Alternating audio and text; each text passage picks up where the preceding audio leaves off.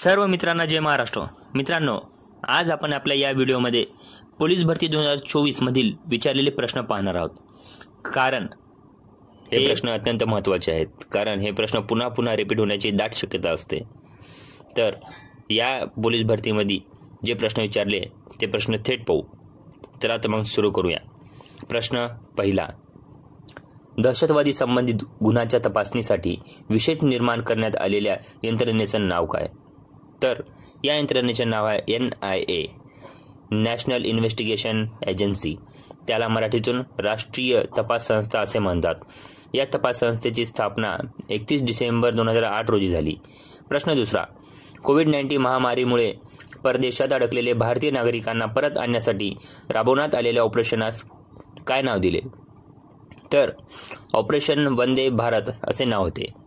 प्रश्न तिसरा, महाराष्ट्र राज्यातील संकटग्रस्त महिलांना तातडीची आवश्यक माहिती सहाय्य मिळवण्यासाठी कोणता टोल फ्री हेल्पलाईन नंबर वापरावा?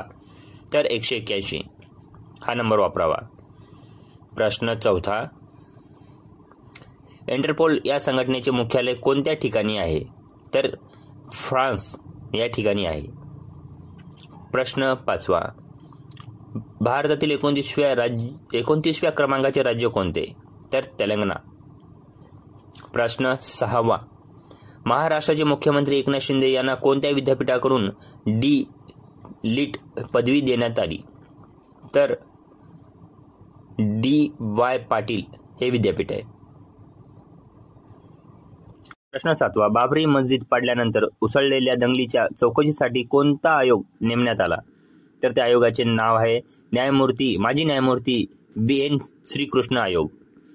प्रश्न आठवा, स्वच्छमुख अभियान अंतर्गत महाराष्ट्राचे स्माइल अँबॅसेडर कोणाला केले? तर सचिन तेंडुलकर।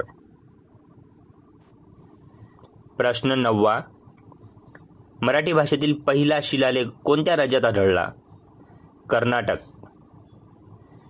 प्रश्न दहावा, भारतातील सुप्रसिद्ध स्टॅच्यू ऑफ युनिटीची उंची किती मीटर आहे? तर 182 मीटर। मित्रांनो, हे सर्व प्रश्न या पोलीस भरतीला विचारलेले आहेत।